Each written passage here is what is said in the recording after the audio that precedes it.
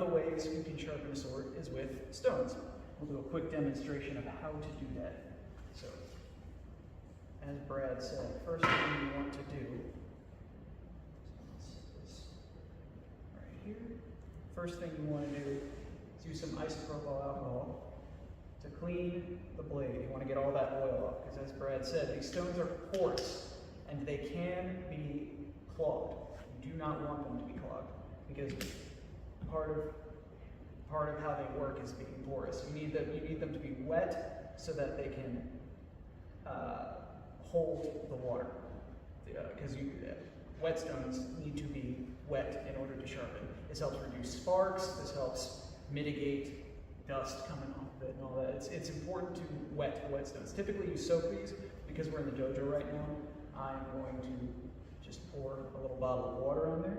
So we're going to use the isopropyl alcohol and pardon the smell to clean the oil off of the sword. We'll use a microfiber cloth to do that. And then we're going to take apart the sword in order to get just the blade. And the reason that is because you don't want the suba to get in the way while you're sharpening. It'll also make it much easier to strop later if you're able to do that. That's a strop. That is this leather tool right here. You use this to hone the blade after you've done the actual sharpening. So we use this fun little hammer called a mukugi. Is this Basil again? I know mukugi ana is the whole. I can't remember what the hammer is called. I will look that up for you. But you're going to use it. So I just say small hammer. You can use the small hammer. I prefer a big hammer because it gets the job done a little bit faster. A rubber mallet is your best bet. I would not use a metal hammer to do this. Otherwise you can ruin parts. You can ruin the mukugi. You could ruin your brass pin. It would be a bad time. So there are a couple of ways to pull the blade out of the ska. If it's loose enough, you can just push it out like this. Another way is to hold it in your left hand and then tap with your right hand.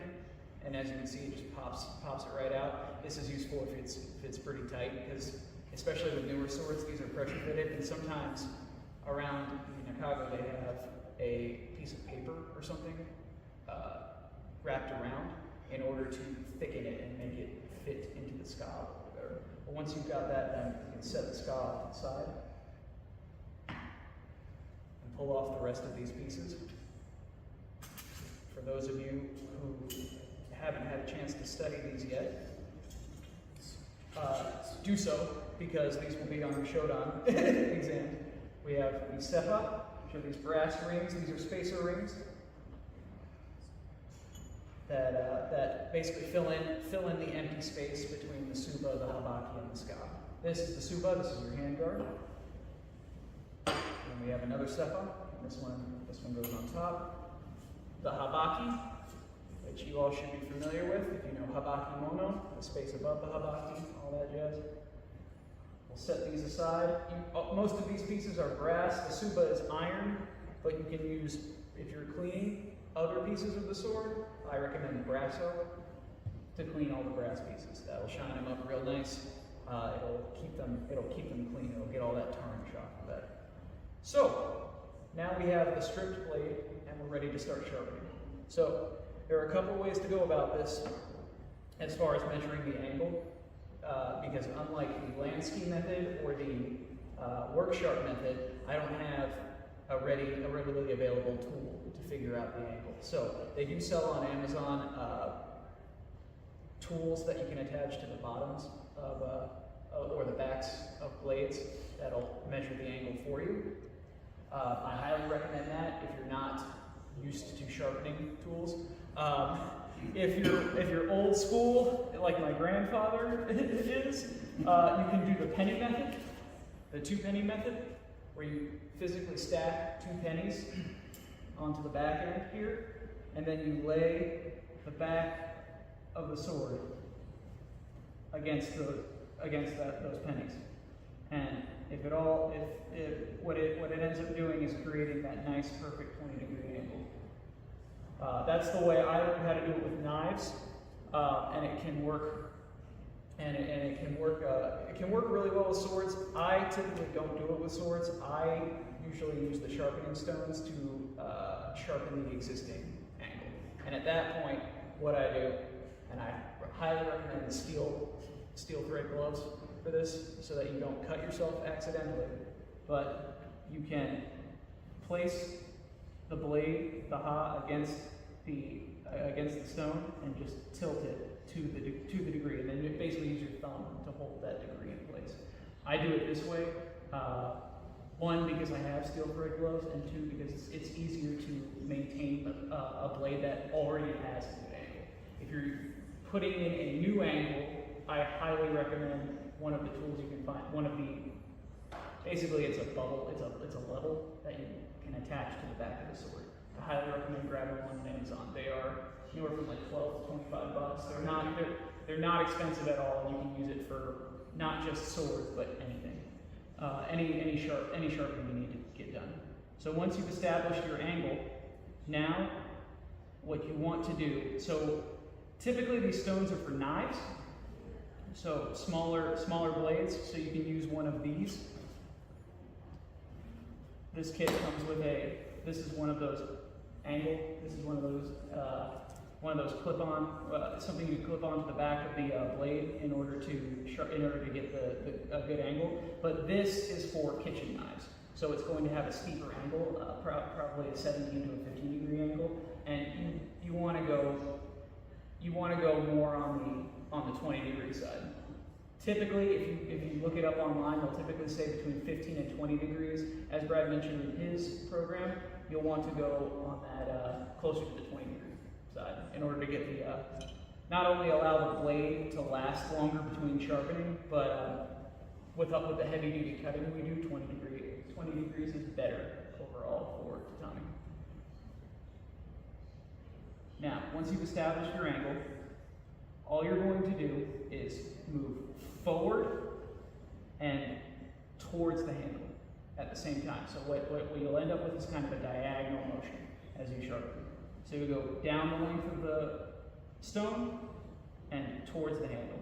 I like to go halfway because we deal with longer bladed weapons here.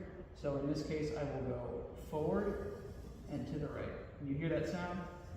And you want to go all the way forward.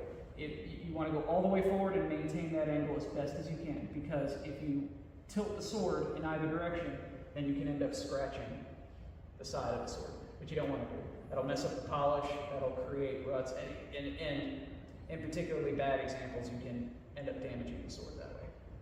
So we'll do 5 to the halfway point, 5 runs.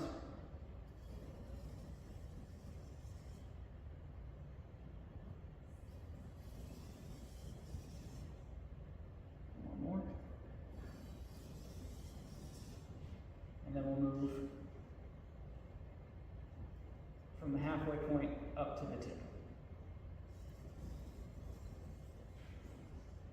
Take it slow. If you're new to it, take it slow. You know, no, this isn't a speed contest, right? And then once you get to the tip, so obviously the tip is nice and curved. You might have different kinds of kasaki, a different profile for your kasaki, but what you want to do, you can do this basically with all of them except the really flat ones. I think the really flat ones are a bit hard to do this way, but you will just follow the edge, follow the shape of the kasaki while moving down the length of the stone.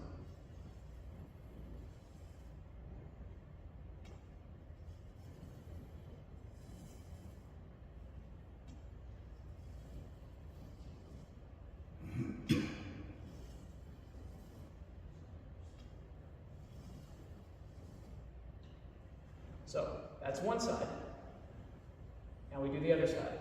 Same rules apply, and again, we're going to go forward along the length of the stone and towards the handle. Down the length to the halfway.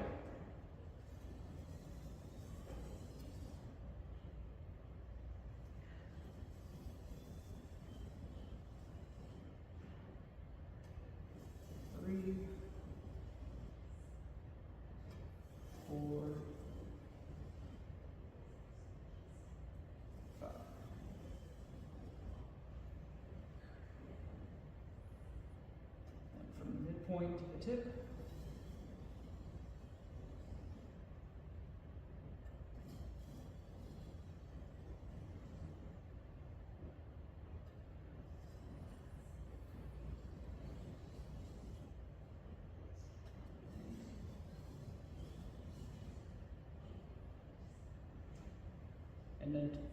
And then the tip. Follow the edge of the tip. Cool thing about this kit in particular, is it comes with these steel gloves, which makes life a lot easier.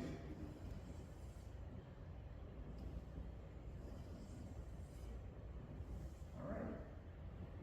And so with that, that's just one grit. That is the 3,000 grit stone. Then we flip it and go to the 8,000 grit stone. So Brad and Jonathan were talking about their equipment. What was the highest grit? You went 6. Mine is 2,000 and it's a diamond stone. And it's a diamond stone. And the workshop has different belts, so like it doesn't. The grit is a little bit different. It's a little bit different. Yeah. But so these stones, at this point, at this grit, you're almost polishing it. So at this point, it's just smoothing the blade out. I personally like it because it really smooths the blade out and it can take away a lot of those steel burrs. So I'll go all the way up to the 8,000 grit.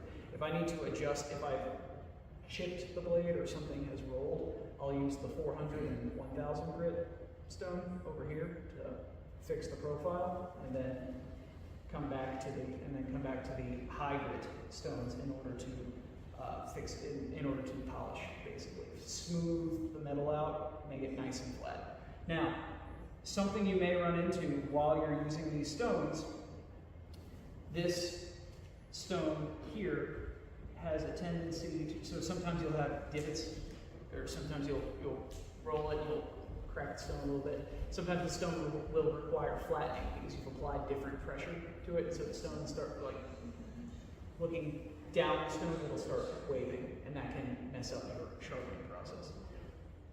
Typically, these kits come with a flattening stone, and the way you use the flattening stone is the same as pretty simple. So you'll wet the stone down, get that water into the pores. You'll take the flattening stone and then just run it flat. Run that over it a few times to get the stone nice and flat. It'll take off a bit of the material. That's fine. It's better than ruining the edge of your sword because you didn't want to do that. And then you'll apply the same rules as before. Place the sword against the stone. Find the angle. Hold that angle, and then again push forward along the length of the sword while pulling towards the sky.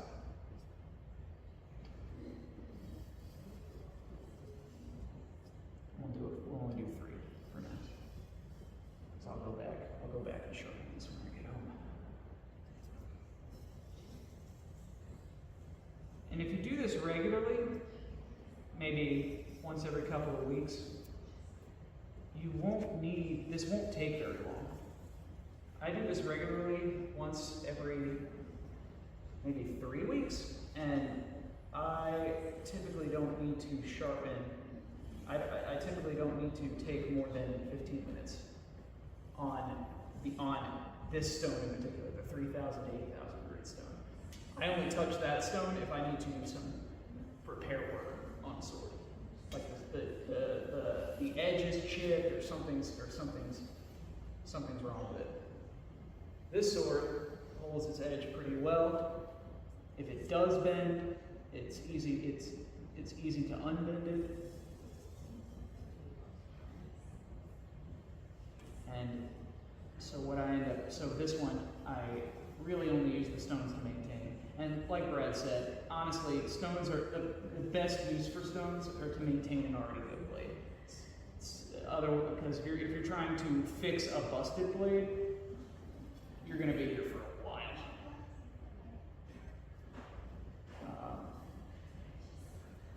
I tried it once on a dull blade. I was on that sword for an hour, and by the time I finished it, or by that time that hour was up, the sword still couldn't cut.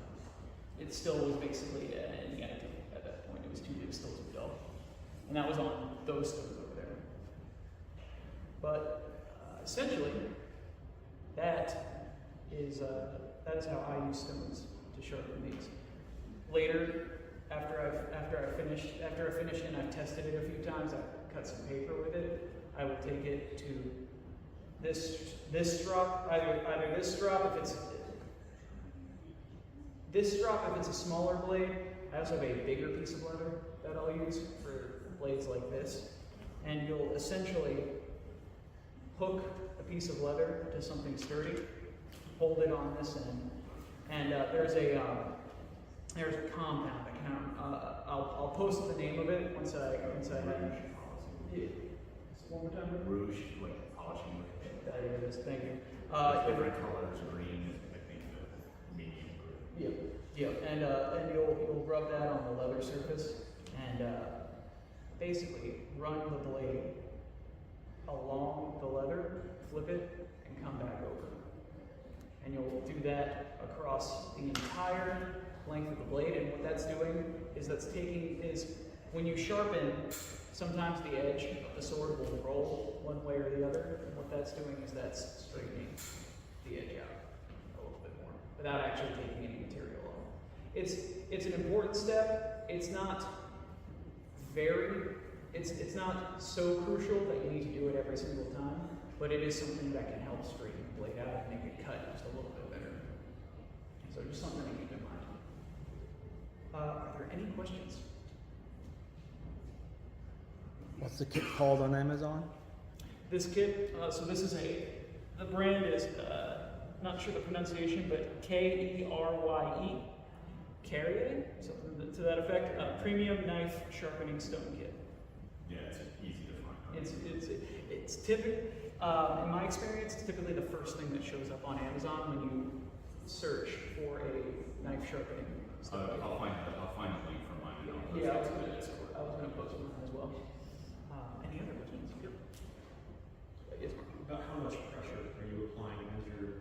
Not very much. Most of it, in fact, I'm pushing very lightly down on the blade, and I'm actually keeping just enough pressure. I'm almost resting the back of the sword against my thumb, and keep it against the point on my thumb where I know the angle is, and you can see it. You can see it as I push forward. The sword. I'm almost kind of just pulling the sword across. I'm pulling the sword across underneath of my fingers, and then just using my thumb to push the blade forward as I go. So not a lot of pressure at all. And you can see. You'll notice as you sharpen, the edge will get brighter. It'll reflect the light a lot more, and that's the polishing effect. But you don't need a whole lot of pressure to start doing that, especially if you're just maintaining a blade.